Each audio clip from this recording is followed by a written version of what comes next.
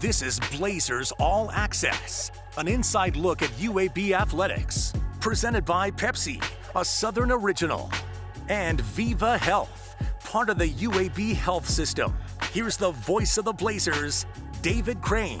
We welcome you to Blazers All Access as we go one-on-one with head coach Andy Kennedy. The Green and Gold entering the final week of the regular season. Let's get our Pepsi game recaps for the previous week. Unfortunately, Coach, the first two-game losing streak of conference play. A loss to Wichita State at home and a wild swing in a game in Memphis on Sunday. Yeah, it wasn't a great week for us. Hopefully we can respond to that and finish the season on a positive note heading into Fort Worth. Still a lot to play for. At Temple on Thursday, come home senior night against an SMU team who we played a few weeks back in Dallas with an opportunity to still secure a double bye. Wichita knocked off the Blazers by 8 here in Birmingham. Memphis, again, it was a wild game. A big lead for UAB first half, got away in the second half, but you're still in great shape for a double bye in the American Athletic Conference tournament. Let's talk about our Blazer of the Week presented by Viva Health. And I think we talked about Daniel Ortiz last week, and nice to see him knocking down some shots. Alejandro Vasquez, our Blazer of the Week. He averaged 20 points a game in the two games last week, and he went 5 of 8 from three-point range. Again, one of those pieces you really need to shoot it well for you down the stretch. You know, perimeter shooting has been an issue for us all year, and we need different guys to step up. You know, like you said, DT a couple of weeks ago, AJ now, Bud has probably been our most consistent three-point shooter. It'd be nice to have all three of those kind of come together and make them at the same time over the last couple of weeks of the season. AJ went down with a little bit of an ankle sprain at the end of the Memphis game. Hopefully he'll respond and be back ready to help us in Philly.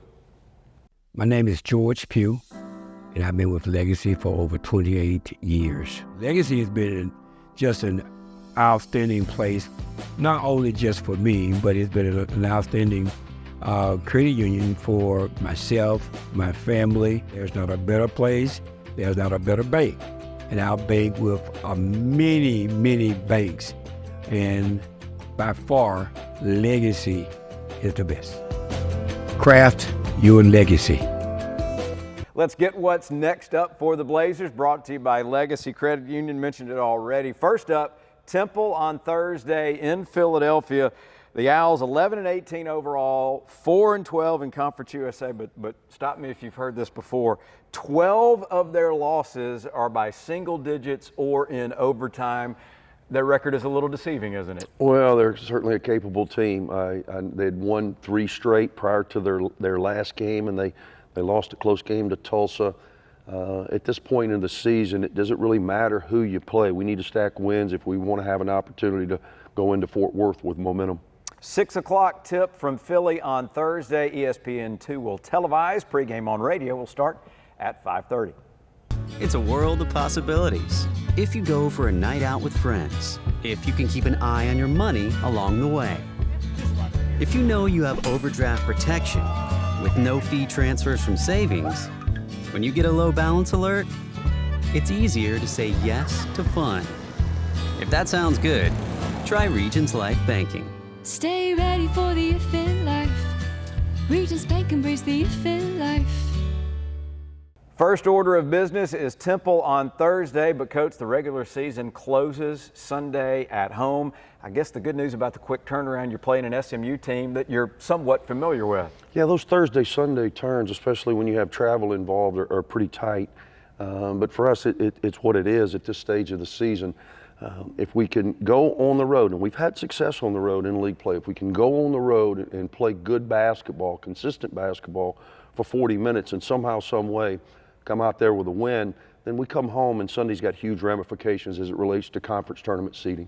That's a 2 p.m. tip here at Bartow on Sunday, streamed on ESPN Plus. Radio coverage will begin at 1:30, and it all leads into next week. You head to Fort Worth. We'll have to adjust a little bit for the AAC tournament, only one game at a time, and no big curtain at No Dickies big Arena. curtain. You know, I guess that the women will be finishing up. I kind of like the way they do it. They're finishing up their tournament as the men's tournament starts.